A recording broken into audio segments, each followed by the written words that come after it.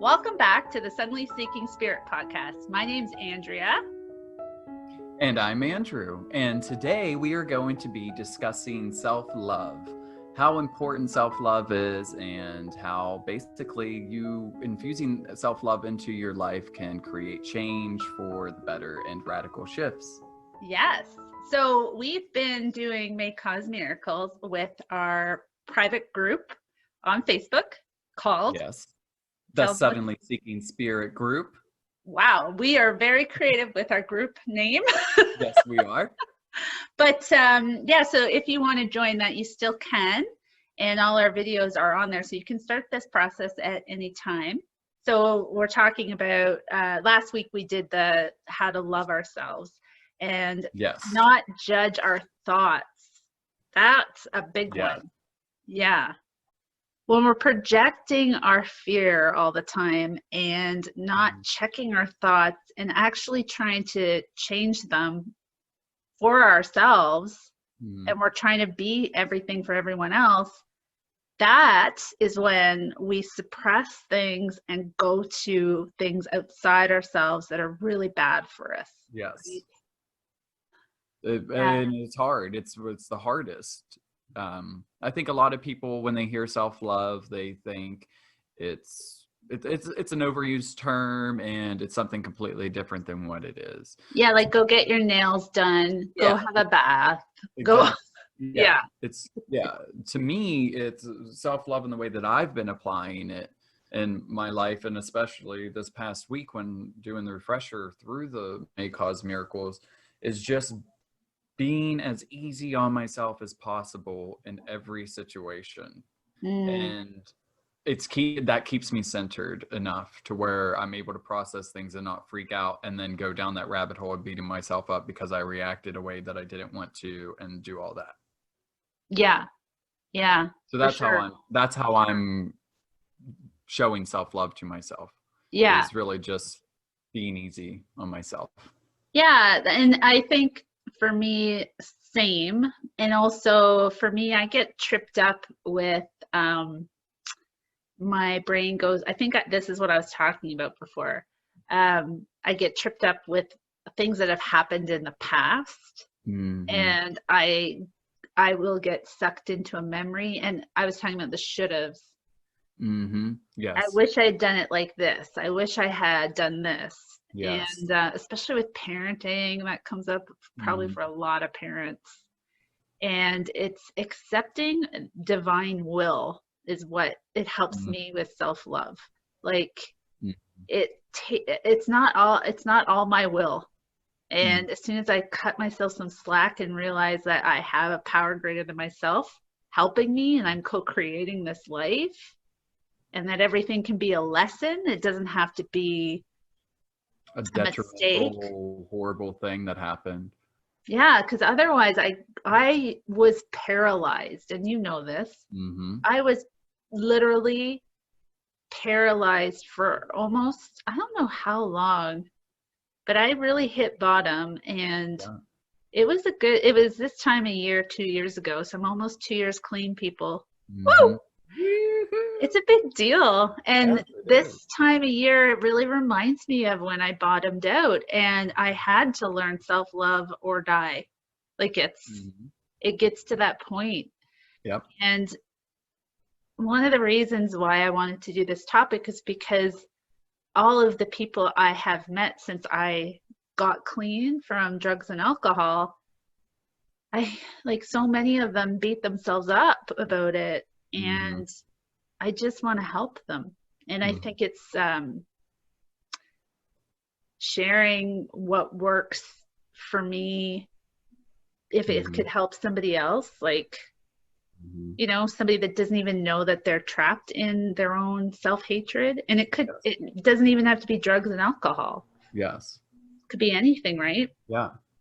Everybody has the situations in their life. Like for me, I could see in my life where I started to stray away from self-love, because it is more of a natural thing whenever you're younger and a child, and we get conditioned to think ways, and people's judgments that are thrown on us from them then then we start to take that on, and then we do start self-loathing.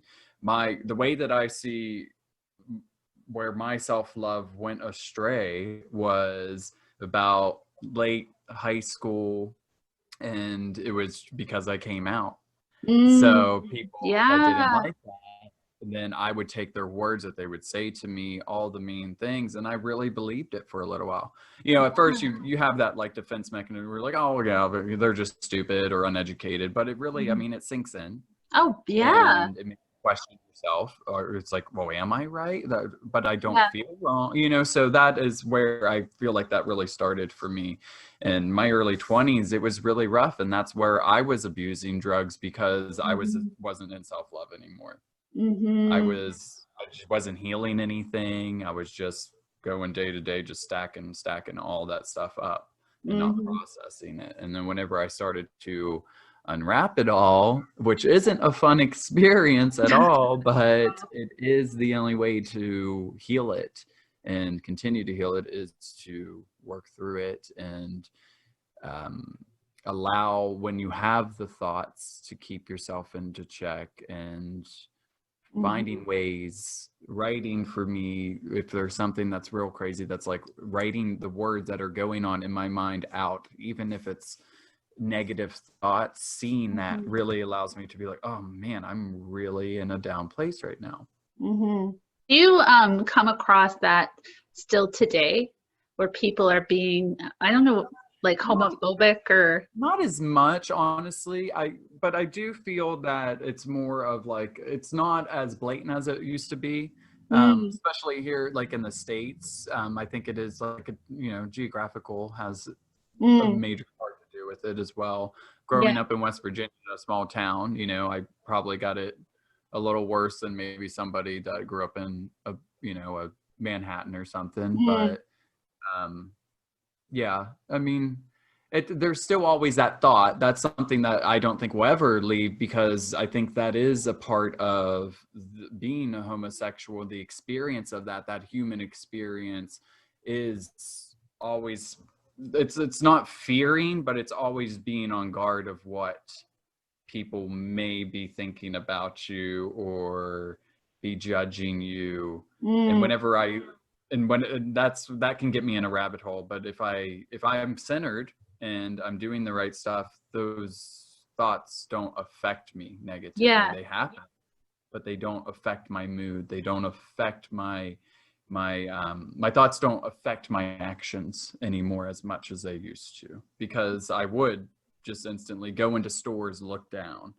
I'd go, I would have these social anxiety situations that were solely created just from being homosexual and being judged. Right. Yeah. And I honestly feel like I do give off a different energy now, to where that most people, it's not an option for them to try it with me anymore. Right. Yeah. I walk into a room differently, so they know I'm not one that they could, like, if you say something to me, I'm going to say something back to you. Yeah. I'm not no longer going to look down or just walk away from the situation. Yeah. I can totally relate. Not for the same reason, obviously. But I can relate to the being on guard and like always checking out like what potential your environment, trauma could happen at any time. And that's from stuff that went on with me, different traumas and things as a child. And it's not about staying in that victimhood, I guess. And self-love has helped me get out of that and realize that I'm an adult now, and now it's a choice, and it's a responsibility to heal from that. Because if I continue to be a victim, I'm going to suck the energy out of every room I go into. And self-love is so empowering. It's empowering yourself, and it empowers everybody. And that's how it just gets you out of that victim cycle. Yeah. Wow, this has been a very serious topic for us. Yes, but it's something that we'll never stop doing. You always have to practice self-love. Yeah. Absolutely. And it is a So, practice. okay, so to end this episode, let's do a little passage here on self-forgiveness, a prayer, whatever you would like to call it, something that will help you let go of the past and forgive yourself and keep moving. So here we go. This is from May Cause Miracles by Gabby Bernstein. For today, I commit to letting go of my past. In this moment, I choose to release all the pent-up anger and resentment I have placed on myself. I welcome even a moment of release. I forgive myself for my past, my present, and my future. I trust that I am love and that all my life's experiences have been divinely placed for me to learn and grow. I've done the best I can with my life's circumstances, and today the best I can do is forgive. I forgive myself today. So good. I love that Yes. one. Yeah. Yes. Yeah. And if you find that you're going through your day, I don't even have to look it up, but if you say to yourself, if you catch it and say to yourself, I forgive myself for having this thought, I choose love instead. Mm-hmm. That's one of the days, I can't remember, but I say that one all the time, and it just helps lift you up. Like you will feel, your shoulders will go back, you'll relax. It gives and you that moment of release. And know that you're never alone. Spirit's got your back. Yes, at all times, guiding you and leading you to exactly what you need. Yeah, you don't even have to believe it or not. It's gonna happen either way, honey. Yeah, and suddenly Seeking Spirit has your back too, because we have. We always have your back. Yes, we love our listeners, and we love all the. We've been getting emails from people and people in our group, and lots of listens on all our podcast platforms. So we're very grateful for all of our listeners. Yes. And we love you. Yes, we have new listeners coming in, and we love that, and the community's growing. So we really thank you guys. Yes. So have a great day. We love you until you love yourself. Yes. Bye, everybody. Bye.